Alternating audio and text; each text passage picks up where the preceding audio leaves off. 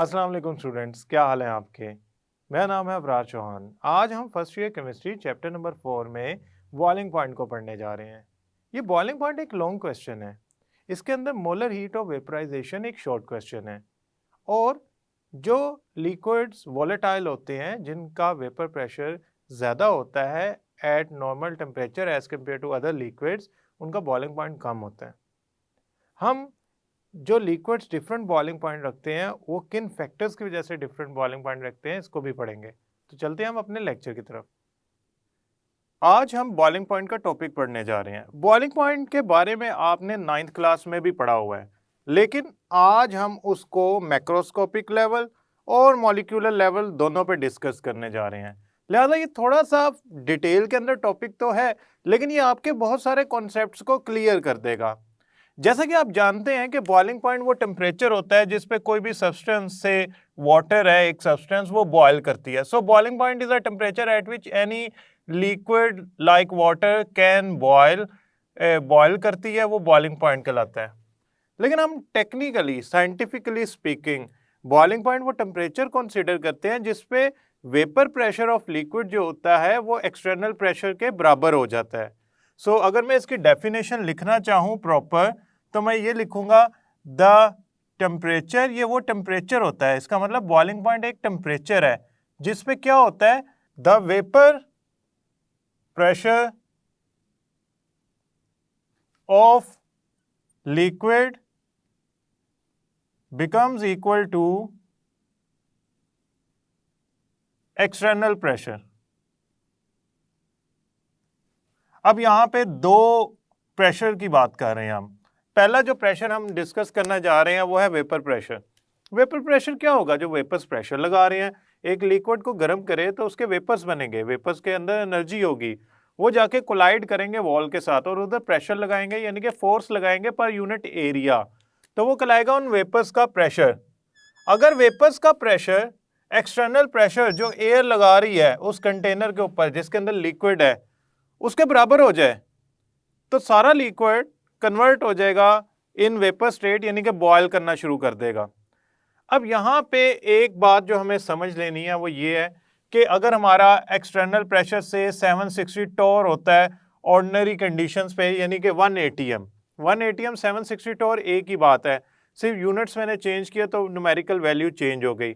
जो air pressure लगा रही होती है सरफेस के ऊपर एट सी लेवल वो 760 टॉर होता है। सो अगर सी लेवल पे जाके मैं वाटर का एक ग्लास रख देता हूँ और उसे गर्म करता हूँ और उसको गर्म करने से उसके मॉलिक्यूल्स एनर्जी हासिल करते हैं और वो टेम्परेचर बढ़ाता जाता हूँ, एक टाइम आता है कि उसके वेपर्स का प्रेशर बराबर हो जाता है एक्सटर्नल प्रेशर के, यानी कि उसके वेपर का प्रेशर भी हो जाता है 760 टॉर, जो भी लिक्विड ऐसे वाटर है व्हाटएवर जो भी है। तो जब ये दोनों चीजें बराबर हो जाएंगी तो लिक्विड बॉयल कर जाएगा, यानी कि लिक्विड की स्टेट चेंज हो जाएगी, बॉइलिंग हो जाएगी उसकी। याद रखिएगा प्योर सब्सटेंस का एक खास बॉइलिंग पॉइंट होता है। फॉर एग्जाम्पल वाटर का जो बॉइलिंग पॉइंट है वो 100 डिग्री है, ये प्योर वाटर का बॉइलिंग पॉइंट है। मैं यहां लिख देता हूं pure water has boiling point 100 degree. अगर मैं इसमें कोई इंप्योरिटी ऐड कर देता हूं, कोई सोल्यूट ऐड कर देता हूं, तो उससे इसका बॉइलिंग पॉइंट डिस्टर्ब हो जाएगा, वो चेंज हो जाएगा। अब बॉइलिंग पॉइंट में चेंज आना इस बात की निशानी है कि आपका जो लिक्विड है वो प्योर नहीं है। लेकिन अगर ये प्योर होता तो ये एग्जैक्ट वही वैल्यू शो करता है जो प्योर सब्सटेंस की होनी चाहिए, जो लिटरेचर में लिखी हुई है, यानी कि 100 डिग्री। अब जरूरी नहीं है कि बॉइलिंग पॉइंट सिर्फ इंप्योरिटीज के ऐड करने से चेंज हो, देयर आर अदर फैक्टर्स जो कि बॉइलिंग पॉइंट जो है उसको चेंज कर सकते हैं, जैसे कि एक्सटर्नल प्रेशर वगैरह बॉइलिंग पॉइंट को चेंज कर सकता है। अभी हम मेजर डिस्कशन पे रहते हैं कि मैक्रोस्कोपिकली आपको कैसे पता लगा कि जो कोई सब्सटेंस है वो बॉयल हो रही है। अब हम चलते हैं मॉलिक्यूलर लेवल पे और वो एनिमेशन देखते हैं। ये हैं मॉलिक्यूल्स वाटर के, आपने इनको हीट करना शुरू किया, हीट करने से इन्होंने एनर्जी गेन की, एनर्जी गेन करने से इनका टेम्परेचर बढ़ना शुरू हो गया। आपने टेम्परेचर बढ़ाते गए, आप हीट देते गए, जिसकी वजह से ये एनर्जी गेन करते गए, अपना टेम्परेचर बढ़ाते गए। जब इन्होंने मैक्सिमम एनर्जी गेन कर ली तो इनका टेम्परेचर से हमें इनको हीट करता गया, तो इन्होंने उस हीट को एब्जॉर्ब करके अपनी एनर्जी बढ़ाते गए बढ़ाते गए बढ़ाते गए। एक टाइम आएगा कि वो मैक्सिमम एनर्जी एब्जॉर्ब कर चुके होंगे, अब उससे ज़्यादा वो एनर्जी एब्जॉर्ब नहीं कर सकते। वो क्या करेंगे, अब जो मैं हीट दे रहा हूँ उसको इस्तेमाल करेंगे अपने दरमियान इंटरमॉलिक्यूलर फोर्सेस को तोड़ने में, और इस तरह वो लिक्विड से बॉयल होके किस में कन्वर्ट हो जाएंगे, वेपर स्टेट के अंदर। सो बॉइलिंग पॉइंट वो टेम्परेचर होता है। सो बॉइलिंग पॉइंट वो टेम्परेचर होता है जिसके अंदर जो लिक्विड है उसमें इंटरमॉलिक्यूलर फोर्सेस टूट जाती हैं और वो लिक्विड स्टेट से वेपर स्टेट में कन्वर्ट हो जाता है। उस टाइम उसका वेपर प्रेशर जो होता है वो एक्सटर्नल प्रेशर के बराबर होता है।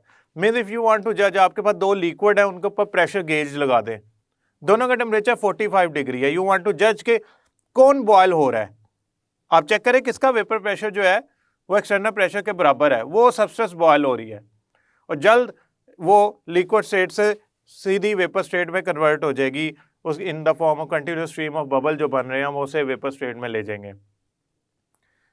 असल में हुआ यूं है कि मॉलिक्यूल्स के अंदर एक कैपेसिटी होती है एनर्जी एब्जॉर्ब करने की। उसके बाद वो करते क्या है कि वो एनर्जी जो मैं उसके बाद दे रहा हूँ, जो उनकी एब्जॉर्बिंग कैपेसिटी है, जितनी वो अपना टेम्परेचर बढ़ा सकते थे उन्होंने बढ़ा लिया।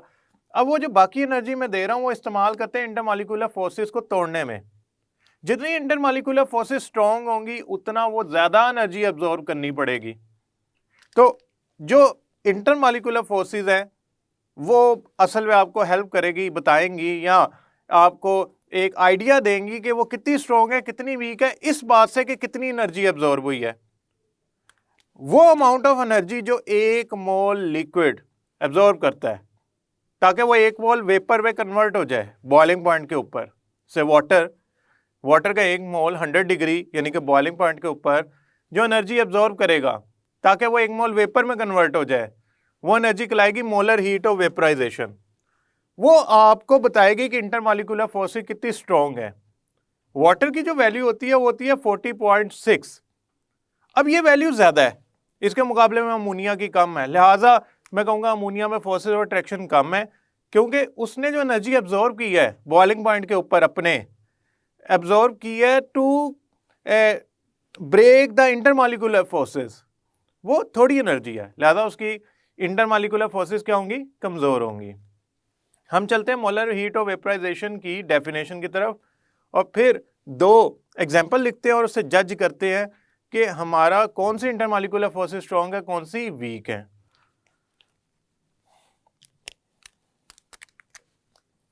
Student, molar heat of vaporization is the amount of heat absorbed। ये वो अमाउंट ऑफ हीट है जो एब्जॉर्ब की गई है किस चक्कर में, to convert 1 mole liquid into vapour state. किस वक्त, एट इट्स बॉइलिंग पॉइंट, यानी कि रैंडम टेम्परेचर पे नहीं, बॉइलिंग पॉइंट के ऊपर। जो molar heat of vaporization for water है, मोलर हीट ऑफ वेपराइजेशन यानी कि एक मोल वाटर लिक्विड स्टेट से एक मोल वाटर वेपर स्टेट में कन्वर्ट किया जाए उसके बॉइलिंग पॉइंट पे, तो वो होती है 40.6 ऐड करनी है, एब्जॉर्ब होगी किलो जाउल फॉर 1 मोल। और फॉर अमोनिया है वो है 21.7 किलो जाउल पर मोल। अगर आप इन दोनों वैल्यूज को देखें तो इसमें वाटर की वैल्यू तकरीबन डबल है अमोनिया से। और अगर मैं एस्टीमेट करूं अपने पुराने लेक्चर्स के अंदर नॉलेज को, तो मैंने एक चीज़ समझी थी कि वाटर जो होता है वो मल्टीपल हाइड्रोजन बॉन्डिंग्स बनाता है, जिसकी वजह से उसकी इंटरमॉलिक्यूलर फोर्सेस दूसरे मॉलिक्यूल्स के मुकाबले में ज़्यादा होती हैं, जिसकी वजह से उसका बॉइलिंग पॉइंट बढ़ जाता है। बॉइलिंग पॉइंट बढ़ने की वजह क्या थी, इंटरमॉलिक्यूलर फोर्सेस का स्ट्रॉन्ग होना, और वो ही इंटरमॉलिक्यूलर फोर्सेस डिपिक्ट कर रही हैं कि इसकी वैल्यू डबल है एज कम्पेयर टू अमोनिया। सो आप कहेंगे चूंकि वाटर की मोलर हीट ऑफ वेपराइजेशन ज़्यादा है, लिहाजा इसकी इंटरमॉलिक्यूलर फोर्सेस स्ट्रॉन्ग हैं, लिहाजा इसका बॉइलिंग पॉइंट भी ज़्यादा है। इसकी एज कम्पेयर टू वाटर कम है, लिहाजा इसकी intermolecular forces as compare to water कम है, लिहाजा इसका बॉइलिंग पॉइंट भी कम होगा। ये मोलर हीट ऑफ वेपराइजेशन का असल में एक लॉजिकल रिजल्ट हैं जो हमें अंदाज़ा होना चाहिए फ्रॉम इट्स वैल्यूज़।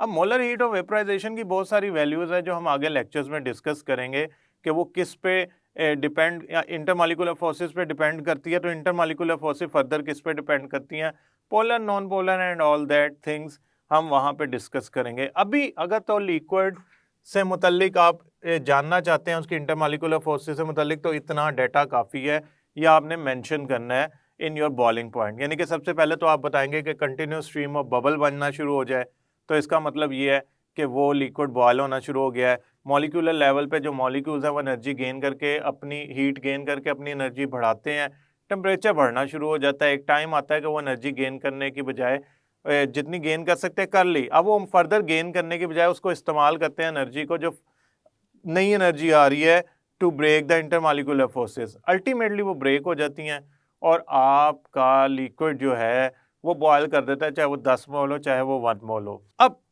इधर तो बहुत सारे हमारे पास ना इम्पोर्टेंट बातें हैं जो बॉइलिंग पॉइंट में की जा सकती हैं, और हम एक्सटर्नल प्रेशर वाले टॉपिक यानी कि इससे नेक्स्ट टॉपिक के अंदर वो करेंगे।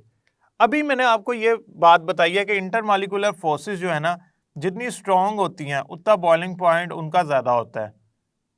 अब गैसोलीन यानी कि पेट्रोल में इंटरमॉलिक्यूलर फोर्सेस वीक होती हैं, वाटर में ज़्यादा होती हैं। यही वजह है कि पेट्रोल का बॉइलिंग पॉइंट जो होता है वो कम होता है एज कम्पेयर टू वाटर। अच्छा, जो फैक्टर हमारा इफेक्ट कर रहा है ऑन द बॉइलिंग पॉइंट, यानी कि जो बॉइलिंग पॉइंट का टेम्परेचर है, से वाटर का 100 डिग्री था, उस पर जो एक फैक्टर इफेक्ट कर रहा है वो है external pressure. External pressure is T. T stand for the temperature, boiling point temperature, यानी कि जो भी किसी भी लिक्विड का जो टेम्परेचर है बॉइलिंग पॉइंट, उसकी बात कर रहा हूँ। दो फैक्टर्स हैं हमारे पास जो हमारे बॉइलिंग पॉइंट को इफेक्ट करते हैं। The first one is external pressure, जो बॉइलिंग पॉइंट का टेम्परेचर एक्सटर्नल प्रेशर बढ़ाने से बढ़ जाता है। इंटरमॉलिक्यूलर फोर्सेस, ये भी डायरेक्टली प्रोपोर्शनल है, जितनी ज़्यादा होंगी उतना बॉइलिंग पॉइंट ज़्यादा होगा। So this one is the first factor, this one is the second factor. Second factor की हम ज़रा डिस्कशन पहले कर लेते हैं। वो एक्सटर्नल प्रेशर में बहुत सारे हमारे इंपॉर्टेंट शॉर्ट क्वेश्चन भी हैं और डाटा भी है, तो हम उसको ज़रा इसके बाद डिस्कस करते हैं। इंटरमॉलिक्यूलर फोर्सेस, दो तरह के हमारे पास जनरली मॉलिक्यूल्स होते हैं या लिक्विड्स होते हैं जो मॉलिक्यूल से मिलकर बने होते हैं, पोलर, नॉन पोलर। पोलर में इंटरमॉलिक्यूलर फोर्सेस स्ट्रांग होती हैं, नॉन पोलर में इंटरमॉलिक्यूलर फोर्सेस वीक होती हैं। अगर इंटरमॉलिक्यूलर फोर्सेस स्ट्रांग होंगी तो उससे होगा यूं कि बॉइलिंग पॉइंट बढ़ जाएगा। यही वजह है कि अमोनिया और इसके अलावा वाटर, HF या कोई और पोलर सब्सटेंस ली जाए तो उनका बॉइलिंग पॉइंट आपको अच्छी वैल्यू में नज़र आएगा। और अगर हम नॉन पोलर सब्सटेंसेस लेते हैं तो पहली बात तो ये है कि पॉसिबिलिटी है वो गैसियस स्टेट में ही हो रूम टेम्परेचर पे, या उनका बॉइलिंग पॉइंट रूम टेम्परेचर से ही नीचे होगा, यानी कि कम होगा। इंटरमॉलिक्यूलर फोर्सेस एक और फैक्टर पे डिपेंड करती हैं, वो है साइज। जितना साइज ज़्यादा होगा उतनी इंटरमॉलिक्यूलर फोर्सेस ज़्यादा होंगी। For example, if we talk about C3H8 and C6H14, this is propane and this is hexane. These are two alkane saturated hydrocarbons हैं। इसमें टोटल कितने एटम्स हैं? 3 और 8 11, 3 और 8 11, ये कितने हैं? 20। इसमें नंबर ऑफ एटम्स ज़्यादा हैं, तो नंबर ऑफ एटम ज़्यादा होने से इसका इलेक्ट्रॉनिक क्लाउड बड़ा होगा। इलेक्ट्रॉनिक क्लाउड बड़ा होगा तो पोलराइजेबिलिटी ज़्यादा होगी।